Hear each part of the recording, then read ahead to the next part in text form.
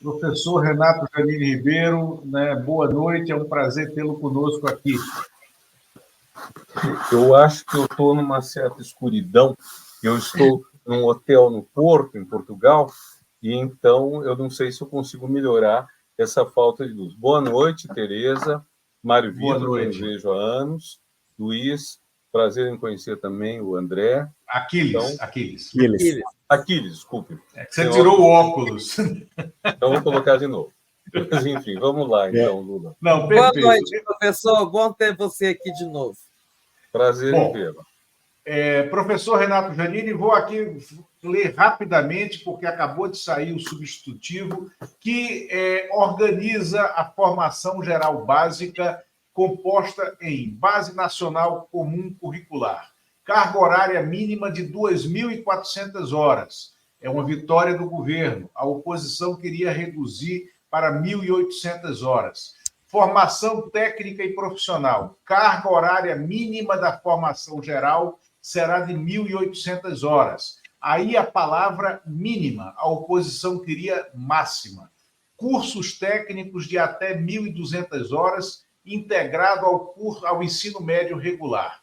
Itinerários formativos, mínimo de 600 horas, compostos pelo aprofundamento das 4 áreas de conhecimento: linguagens e suas tecnologias, ciências sociais aplicadas, matemática e suas tecnologias, ciências da natureza e suas tecnologias. A oposição queria reduzir a carga de ciências sociais aplicadas. E aí, dando um corte profundo, né, nesse acordo que foi feito, tem uma questão que era basilar para o governo e que foi modificada, né? O governo não queria a possibilidade de contratação de professores para ensino técnico que não tivessem formação, né, em licenciaturas, né? E isso, pelo acordo, estará permitido para algumas disciplinas do ensino técnico que sejam contratados professores pelo notório saber. E também o governo queria que 100% da carga horária de ensino fosse de ensino presencial. Há uma permissão de até 25% de ensino à distância, do EAD. É isso. Professor Renato Janine. Bem, eu estou tomando conhecimento desse substitutivo, que ao que parece vai ser aprovado tal e qual, agora, nesse instante. Então, respondendo um pouco no bate-pronto. Primeira coisa, a reforma do ensino médio não foi invenção que surgiu com Temer. Ela foi elaborada por alguns anos, antes mesmo de eu ser ministro da Educação, por uma comissão presidida pelo deputado Reginaldo Lopes, do PT de Minas Gerais, que, enfim, esboçou essa ideia dos itinerários e de que haveria 4 itinerários correspondendo cada um a uma área do Enem. Então, seria isso. Dado que o Enem, o Exame Nacional do Ensino Médio, contempla 4 áreas diferentes, então qual seria a ideia? Você teria a opção de cada itinerário refortalecer uma dessas áreas. Então, é até engraçado, porque com todas as críticas que se pode fazer ao Temer, o Temer é um homem inteligente. Então, quando levaram para ele assinar a medida provisória, eu lembro, clássico e científico, ele sacou que a reforma, de certa forma, reconhecia que 50 anos de supressão dessas 2 linhas que havia na formação do colegial, do ensino médio, até a década de 70, tinha sido um erro. E o pessoal da reforma não queria, de forma alguma, que passasse a ideia de que estava voltando ao passado. Ao contrário, eles se consideram muito modernos.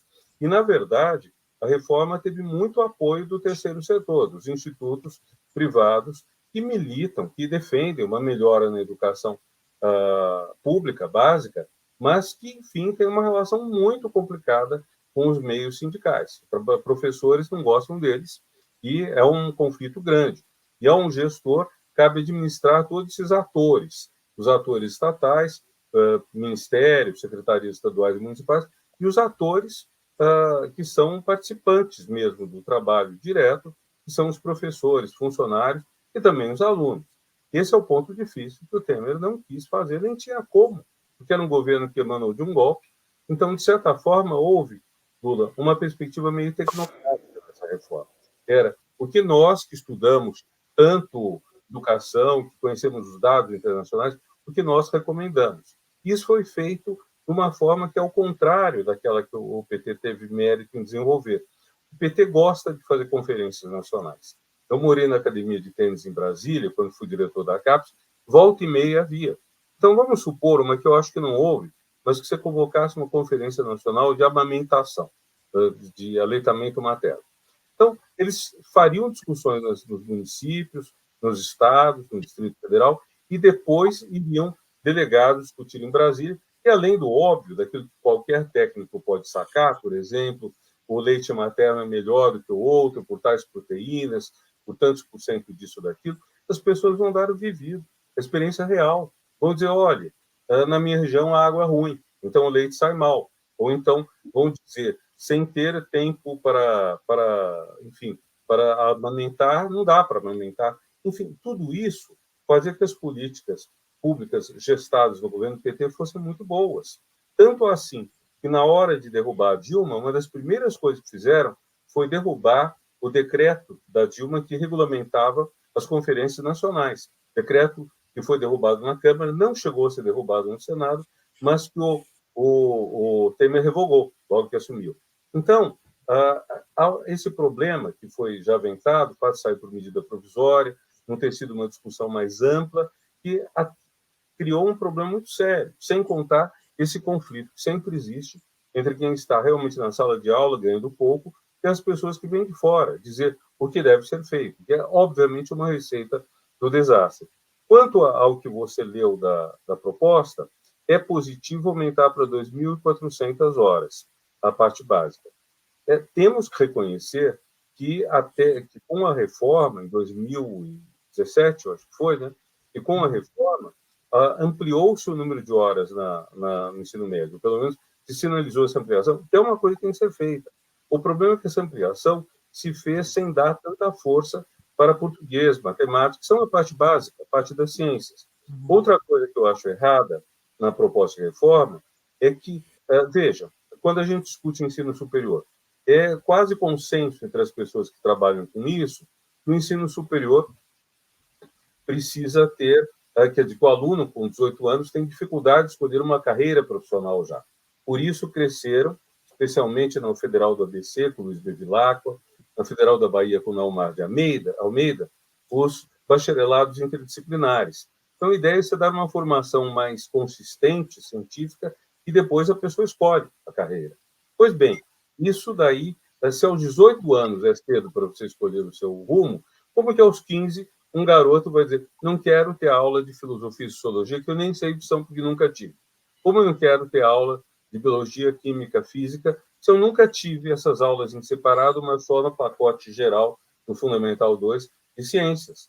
Então, há um erro grande. E há uma promessa que não poderia ser cumprida. Quando você faz corte de gastos, como que você vai contratar novos professores? Se tiver 4, 5 itinerários, os 4 das áreas do Enem, o 5º do ensino médio, como você vai contratar professores para darem uma carga, e por mais que você equilibre a coisa, vai ser pelo menos o dobro da carga anterior. Como você vai ter sala de aula para isso? Como você vai ter equipamento? Tudo que foi cortado no governo Temer, e uma vez que entrou o Bolsonaro, foi pior ainda. Quanto ao que está acontecendo, a gente tem um êxito do ministro Camilo. O ministro conseguiu negociar. Vejam, eu quando a SBPC fez sua reunião no ano passado, eu, como presidente, votei contra a proposta de revogação da reforma do ensino médio. E passou por pouca margem, mas passou a proposta de revogação. Por que eu votei contra? Porque revogar iria exigir muita negociação no Congresso, e a gente vê que o Lira é um negociador impiedoso, implacável, tanto que o que ele fez, colocou como relator o maior alvo da revisão, que é o autor da reforma do ensino médio tão criticada. E isso tudo foi um sinal muito claro de que o presidente Lira não queria ceder ao governo ou à demanda dos sindicatos de revogar essa reforma. O Camilo conseguiu negociar. Ele conseguiu, teve esse bate-boca, segundo o Estadão relata, na casa do Lira, com alguém socando a mesa entre ele e o Mendonça, mas o fato é que ele conseguiu botar as 2.400 horas. Isso é um êxito. No restante, a gente tem dificuldade de saber exatamente como vai ser, porque uma boa parte disso, Lula, não é lei. O essencial disso é o que vai ser executado. E é uma coisa que muita gente esquece: 90% das matrículas do ensino médio são das redes estaduais. Veja, o fundamental infantil e fundamental 1 é municipal. Ensino médio é estadual. Fundamental 2, o antigo ginásio, segunda parte do... Enfim, segunda parte do primeiro grau, é metade, uma parte municipal, uma parte menor estadual. Então, quem estiver com o secretário de Educação toca o barco. E, na verdade, os secretários de Educação assumiram muito essa reforma decretada em 2017, embora não tenham cumprido, não tenham executado, vamos dizer, o discurso que aparecia nas rádios. Nas rádios dizia: você vai encontrar seu itinerário, vai fazer isso, fazer aquilo. Não aconteceu. E foi um choque para muita gente, inclusive para mim, saber que, em vez de aumentarem português e matemática, que estaria, vamos dizer, na orientação do que eles prometiam, criaram um curso de brigadeiro. Deve ter sido 1 ou 2 cursos fazer brigadeiro. Mas, enfim, uma série de questões que não são as principais. Eu acho que é uma vitória do ministro Camilo. Ele conseguiu isso, conseguiu 100 campi novos de institutos federais de ciência e tecnologia, conseguiu o programa Pé na Meia para reforçar a presença dos alunos do ensino médio. Eu acho que são êxitos. Todos eles podem ser melhorados, a todos pode caber alguma crítica. Minha principal crítica, no caso da reforma do ensino médio, é que eu acho que a grande questão é interdisciplinaridade. Se você conseguir montar cursos interdisciplinares, por exemplo, fazendo que a matéria dada em história converse com a matéria dada em literatura, converse com o que eventualmente seja dado em sociologia, antropologia, no que houver, vai ser melhor. E outra coisa, não sei se alguém reparou isso, mas deve ter sido de propósito, as chamadas 13 matérias, que tanto incomodam os educadores que defenderam a reforma do Mendonça, filho do Temer, as tais 13 matérias são as ciências básicas. Então, física, química, biologia, matemática, português, inglês, são basicamente as matérias que uma boa faculdade de filosofia, ciência e letras, que ainda existem algumas, dá. E qual que é a ideia quando isso foi criado nos anos 30? A ideia era, no ensino médio, você dá essa formação do conhecimento rigoroso científico, na faculdade você escolhe qual você vai usar. Mais biologia, se for para medicina, mais matemática e física, se for para engenharia, e por aí vai. Perfeito. Tereza, Mário, Aquiles. Professor, eu tenho uma coisa que eu não entendo nessa posição aí dos conservadores. Eu entendo que eles queiram debilitar a oferta de matérias como filosofia, sociologia, em suma, matérias que levam ao pensamento crítico, isso a gente entende qual o objetivo deles. Agora, por que reduzir carga horária? Eu não entendo isso de, reduzir quantitativamente carga horária. E a outra coisa que eu queria te perguntar é por o MEC não pode fazer nada para evitar que os estados, os secretários estaduais de educação, implementem de forma não precisa o que estiver na lei, o resultado da reforma. Você falou que vai depender da implementação, mas não tem como... Não, claro que pode. Tereza, se estiver na lei, o MEC pode e deve fazer cumprir a lei.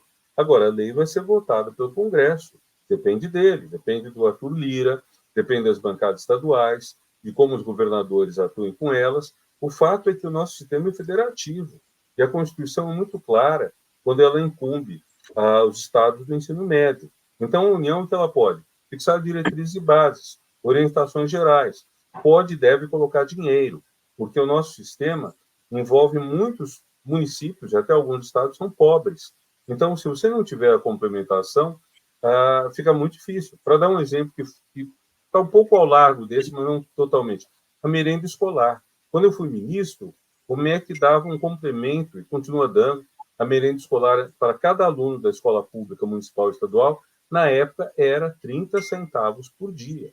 Parece piada, mas não, era complemento, não era o eixo que cada estado e município dá. Mas 30 centavos por 40 milhões de alunos dá 12 milhões de reais por dia. Por 200 anos letivos, dá quase 2,5 bi, 30 centavos. É muita coisa. Então, quando o MEC distribui, por exemplo, os livros didáticos para as redes públicas de ensino, do fundamental e do médio, é muita coisa, é muito dinheiro, é uma orientação importante, e quem decide isso? Primeiro, há uma comissão de especialistas muito séria, ou várias, não uma por área, que apuram se os livros são bons ou não. E segundo, quem escolhe entre os livros aceitos, são sempre vários, qual livro vai, é o professor. Não é nem o diretor da escola, é o professor que escolhe. Então, há muita liberdade nisso, mas há um papel importante do MEC.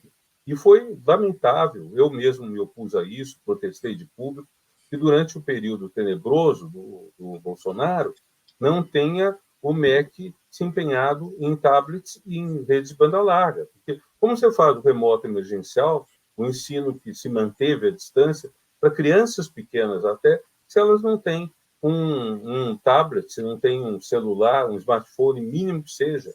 Então, é muito complicado isso, né? E por que a questão quantitativa de horas? O que eles ganham com isso? Por quê?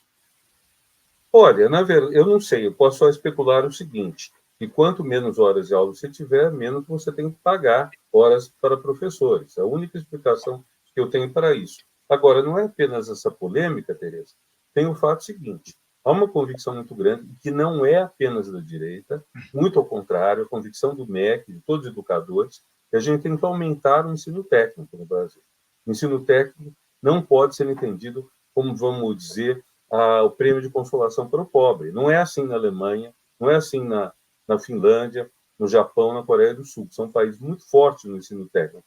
O Brasil, na verdade, quando eu estava no Ministério, ganhou a Olimpíada Internacional do Ensino Técnico, foi realizada em São Paulo, mas ganhou graças ao trabalho do Senai. Foi mais o Senai do que os próprios institutos do MEC. O Senai se empenhou nisso, Rafael Luquezzi, que é um quadro de alta qualidade na educação profissional. Agora, a questão é um pouco, nós vamos, por exemplo, fazer, se eu quiser ter ensino técnico bom, eu vou tirar as aulas da parte obrigatória, da parte básica, então vou tirar filosofia e sociologia para dar mais aula, digamos, de torneiro mecânico, para pegar a profissão do presidente Lula, ou vou acrescentar horas de aula. A melhor solução é você não tirar, acrescentar horas de aula. E aí você tem os dois tipos de lidar com o ensino técnico. Concomitante, você dá os 3 anos no ensino médio e o ensino técnico ao mesmo tempo, e subsequente, acho que é esse o nome, em que você primeiro faz o ensino médio, depois o técnico, ou até pode ser vice-versa. Mas são as coisas que aí estão. Renato, prazer grande falar com você, saudade de você. E eu queria te perguntar o seguinte: com tudo isso, a vitória do Camilo Santana, a negociação, a difícil obtenção de um ponto, de um acordo que leve a reforma, a nova reforma da reforma para frente, isso terá o condão de melhorar o ensino médio brasileiro e de resolver os seus gargalos, como, por exemplo, o atraso, o desalento, a saída dos alunos e mesmo a preparação, o conteúdo? O que lhe parece? O que a gente pode esperar?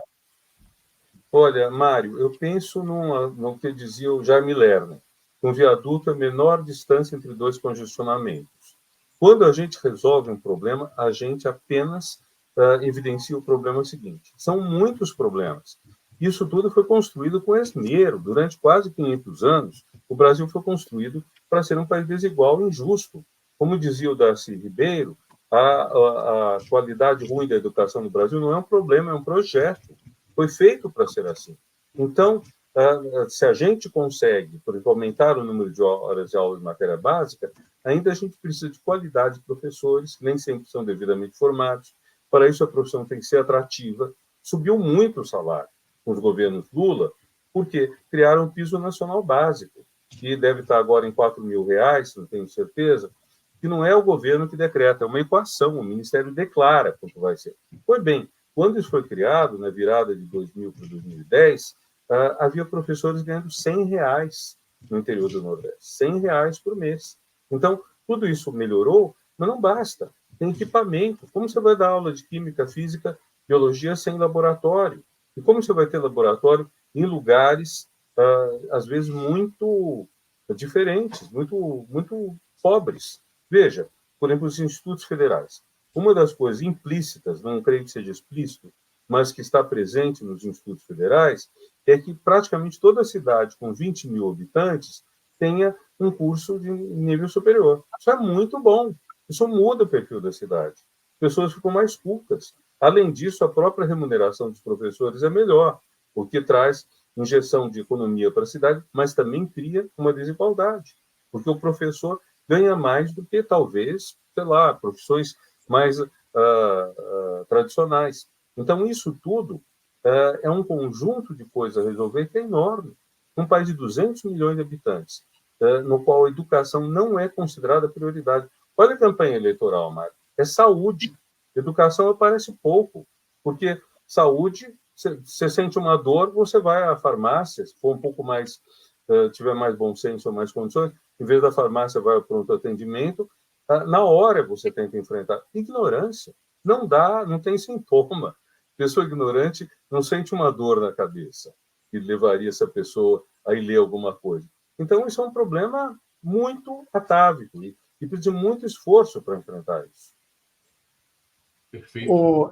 Eu ia fazer uma última intervenção aqui para o professor Giannini, mas ele acabou me respondendo aqui, que era assim, dadas essas limitações da União, que dividendos políticos o governo poderá obter até 2026, considerando que a educação foi ali uma das principais bandeiras do governo Lula, né? Dará para colher algum retorno eleitoral, político nesse processo? Aquiles. Bom, eu sinto vontade de brincar um pouco e dizer que esse é o calcanhar de Aquiles do governo, né? É o ponto difícil. Mas desculpa a piada absolutamente indecente. Mas o fato é o seguinte: a educação só traz frutos a longo prazo, né? O Lula é muito hábil politicamente, então veja, até uma postura dele que eu não concordo tanto.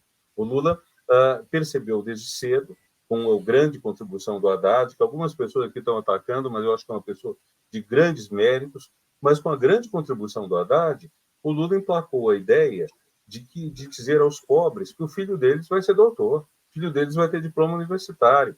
Aí entra REUNE, expansão das universidades federais, ProUni, bolsas de estudos, FIES, financiamento, com todos os problemas. Por exemplo, quando eu fui ministro, eu reduzi o FIES dos cursos de Direito. Havia muito FIES para curso de Direito. O Brasil tem mais faculdades de Direito, 1.500, do que todos os outros 190 países do mundo somados. Então, é um delírio. Isso não tem pé nem cabeça. Eu exigi que tivessem boa qualidade os cursos, fossem regionalizados, mas, enfim, tudo isso o Lula fez, e o Lula, por alguma razão, acha que causa mais impacto político dizer para a dona Maria que o filho dela vai ser doutor do que dizer para ela que o seu filho vai ter uma excelente educação básica.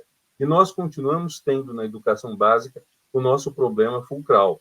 Não vou repetir o calcanhar, viu, Aquiles? Mas, assim, continuamos tendo ali a enorme dificuldade, porque é aí que se gera a desigualdade. Quer dizer, vejam, os filhos que estudam em escola particular, custando às vezes R$5.000, a umas de mais de 10 mil por mês, versus a criança pobre, que, graças a uma série de políticas públicas, tem livros melhores, tem merenda, tem uniforme, mas ainda assim fica aquém.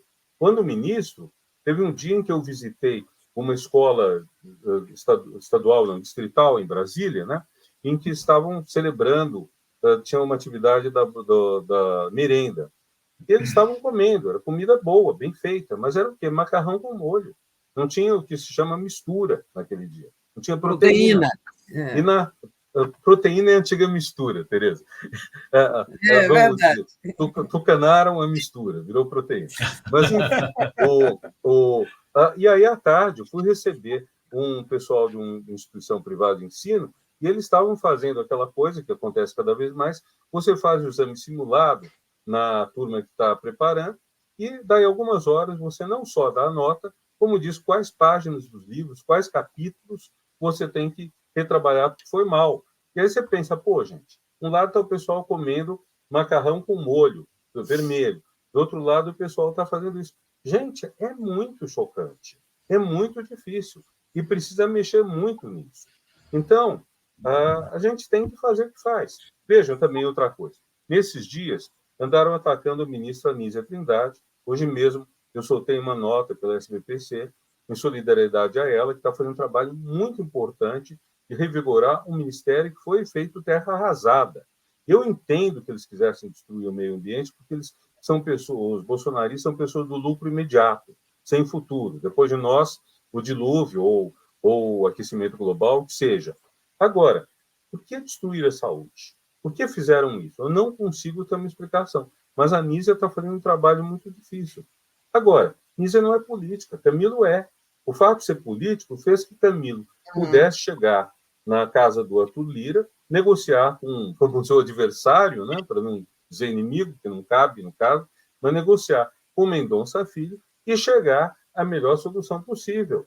Isso é muito difícil para quem não é político. Numa negociação duríssima, tá? Uma negociação que teve até murro na mesa, teve levantada da mesa. O Camilo também engrossou quando precisou, né? Porque o político sabe fazer isso na hora que tem que tensionar, na hora que tem que ceder, né? Posso Eu gostei fazer que mais o Camilo, no outro dia, fez corrida igual o presidente Lula ali para distensionar, né? Não sei se vocês viram esse vídeo dele. Tereza, e eles batem na mesa sem sentir necessariamente a raiva que eles encenam, porque é um grande jogo. Agora, eu que fui ministro da Educação, não sabia fazer isso. Nízia provavelmente não sabe. Então, por isso é muito importante a gente dar muito apoio, a gente entender que esse é um momento crucial da história do Brasil, muito difícil, que a gente talvez não tenha outra oportunidade. Olha, todos nós podemos criticar o presidente Lula, mas o Lula foi a pessoa que pôde, foi a pessoa que realmente pôde vir para cá e tentar reconciliar o país. Então, não tem outra pessoa do nível dele. Andaram discutindo quem pode ser o sucessor dele. Vai ter sucessor, claro, se não em 2026, 2030. Mas ele é uma pessoa rara. Fala, Tereza. Uma pergunta rápida, que o nosso tempo está acabando. Crucial também esse ensino de tempo integral, né? Para as mães que trabalham, parar de deixar os filhos aí na rua virando aviãozinho de traficante, né? Ensino de tempo, eu acho assim, crucial. Quantos anos nós vamos levar para universalizar o ensino de tempo integral no fundamental? Mais ou menos. É claro que você não tem essa bola de cristal, mas isso é de longo prazo, médio prazo. Mas está havendo iniciativas para ampliação. É bom de deixar claro uma coisa. Ter uma jornada de ensino longa é uma prática mundial bem acolhida. No Brasil, a nossa tendência... Eu fiz, sei lá, faz muitos anos, 50 anos atrás, eu fiz um curso de ginásio e de colégio com 5 horas, às vezes 6 aulas no mesmo dia. Depois caiu. Eu morei num bairro da periferia de São Paulo, até 2012, em que havia o turno da fome, uma escola que tinha um turno das 11 da manhã às 14 horas, quer dizer, 3 horas de aula, e na hora de comer. Então, isso é uma desumanidade que está sendo reduzida ou suprimida. As redes estaduais têm feito um trabalho bom, e, curiosamente, nem sempre nos estados mais ricos é que ocorre o trabalho melhor. Agora, o ensino integral é uma coisa não só de tempo integral. O ensino de tempo integral já é uma coisa importante. O CIEP, do Brizola, foi uma coisa fantástica. E o que o CIEP era? Ele era como depois o CELS, o Centro de Educação Unificado da Marta Suplicy. Era também, além das aulas, tinha estádio, tinha teatro, tinha piscina. Então, era para a criança aprender português, francês, português, matemática, inglês, mas, além disso, também jogar e voltar para casa, dizia o Brizola, de banho tomado, roupa limpa e jantar comido. Ou seja, a escola era integral, e a integralidade dela não é apenas pelo tempo, assim, full time, é pela articulação entre as matérias, o que volta à questão da interdisciplinaridade. Nós temos que pensar nisso, inclusive pensando nas regiões do Brasil. Quando eu estava no MEC, eu pensei, Tereza, desculpe mais um instante, eu pensei no seguinte: nós podemos fazer uma boa regionalização em biologia, em história, em português, pelo menos, em geografia. porque essas 4 matérias se distinguem. Então, o aluno da Amazônia tem que saber tudo que é bicho, mas tem que ter um destaque para os bichos da Amazônia. História da Amazônia. Quem de nós conhece? Quem no Brasil, da nossa geração, das nossas gerações que estamos, sabia que o Grão-Pará era uma colônia separada da colônia do Brasil e que somente se uniu ao Brasil em 1823? A gente não estuda isso. As guerras civis, por exemplo, as intervenções dos anos 1910, guerra civil no Ceará, assim, os Ascioli, o padre Cícero com as tropas dele, a gente estuda muito pouco disso. Cada região poderia fortalecer o estudo da sua região e, ao mesmo tempo, ter uma visão mais plural do Brasil. Isso tudo é bonito e é factível. E a gente tem que fazer os alunos gostarem do que conhecem. Porque o conhecimento não pode ser uma coisa aborrecida. Essa é a chave. Professor Renato Janine Ribeiro, ficaríamos aqui, entraríamos ainda mais no tempo do Renato Aroeira, que já está ali para subir, né, de outras pessoas que estão convidadas aqui, e precisamos de você aqui mais vezes, mais tempo, no 247, até para saber sobre essas guerras civis e o seu livro de ficção, que até onde me consta está inédito, sobre o que seria o desembarque de Napoleão Bonaparte no Recife. Né? Isso aí a gente conta depois. Quando é que vai sair? Esse romance já saiu em Portugal, Tereza, mas está para sair no Brasil este ano pela Estação Liberdade. O nome Eu quero. Em Portugal primeiro, mas você não podia fazer isso, não sair aí primeiro, não? Olha, eu tenho vínculos fortes com a cidade do Porto. Meu avô nasceu aqui. Você teve então a editora portuguesa foi mais rápida do que a editora. Foi mais rápido. Chama-se University of Porto Press. Esse é o nome que ela usa. E o livro, como é que se chama? Qual é o... A Neve Quente dos Trópicos. Porque eu faço Napoleão Bonaparte, que título que foi lindo. resgatado de Santa Helena pelos pernambucanos, pela Confederação do Equador. Eu faço Se Apaixonar pela Areia Quente do Brasil. O título, Tereza, é A Neve Quente dos Trópicos. Lindo. Não, maravilhoso. Belíssimo. Maravilhoso. Gostei. Gente, é um grande prazer estar com vocês. Contem comigo, eu conto com vocês também, porque a gente está numa luta muito difícil. E nisso o conhecimento é muito importante para a gente, enfim, ver toda a riqueza das coisas que está, e também para evitar certos maniqueísmos. Uma última coisa, é bom saber, o pessoal que fez a reforma do ensino médio, na maior parte votou no Lula, no ano retrasado.